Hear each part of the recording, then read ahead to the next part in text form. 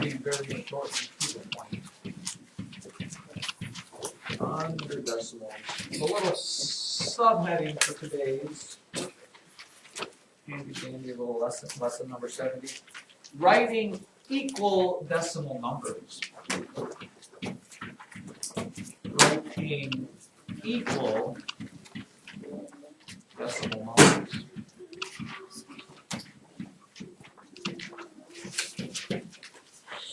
Yeah, whoever's home. Yeah. Who is it? Why is Aiden, you need to switch with the this should always go away real quick. Make the Ephraim and I don't, it doesn't matter how it was, I'm just saying how it's going to be. Oh, because I was there. Sorry.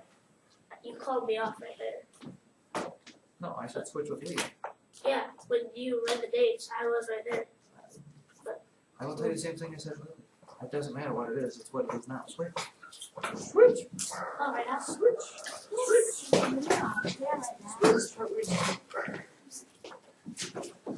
I'm not saying anybody's right or in the wrong spot, I'm just telling you to switch.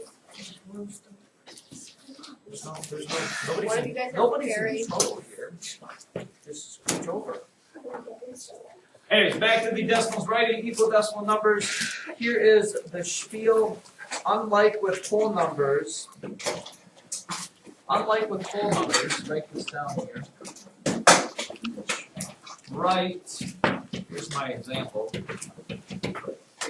Write 12.6 with 3 decimal places. With 3 decimal places.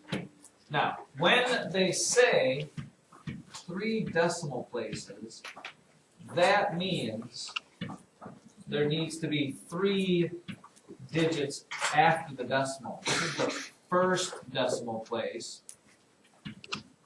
We need a second decimal place and a third decimal place.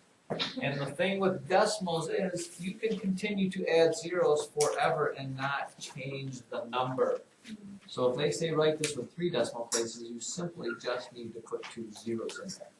Now, how you say the number actually changes. If they're equal, they mean the same amount, but how you say them would be different.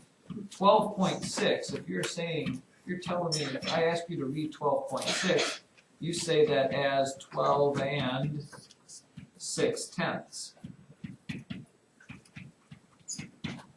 If I ask you to say this number, it is 12 and, we have to say this whole number here, 600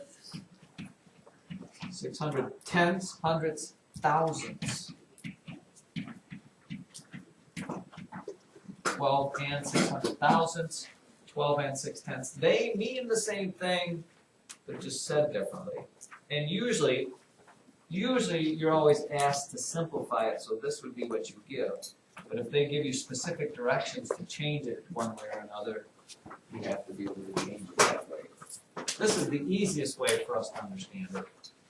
Okay, this gets a little goofy, because if you keep adding zeros, if I gave you this number, 12.600000, and ask you to read it, most of you are going to look at it and go, I have no idea what that is. 1 million. But this is 12 and 6 millionths, which is exactly the same as 12 and 6/10. Just easier for us to say that.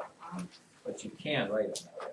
Now the reason they show you that and tell you that is because they will have you do some comparing of numbers. For example, if you have 0.4 compared to 0.04.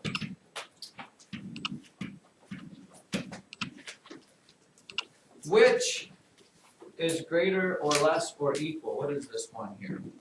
Brendan? 0.4 is bigger. Why? Because like we said, you can add zeros in there. This would be 0.40, this is 0.04. That is bigger. Okay? But if I ask you this, what's bigger? 0.4 for 0, 0 compared to 0.4, remember which one's bigger? They are equal. Because we just got done talking about, you can always add zeros and not change something at the end. Those two would be equal. What about this one?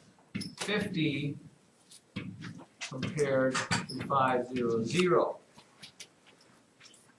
Which one's bigger, which one's smaller? Aiden? 50 is less than 500. 50 is less than 500. So notice with whole numbers, you can't just add zeros. When you add zeros to whole numbers, it changes them. When you add zeros at the end of decimals, it does not change them. Strange thing about decimals, as it would be. And I guess the other thing to give you is this. Please be careful.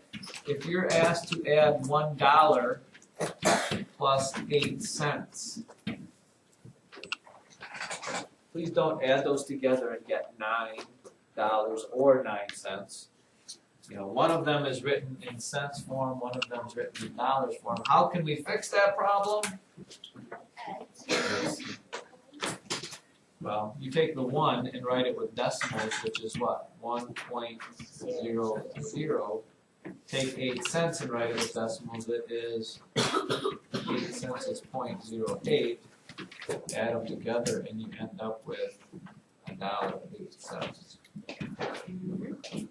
Fortunately for us, money is in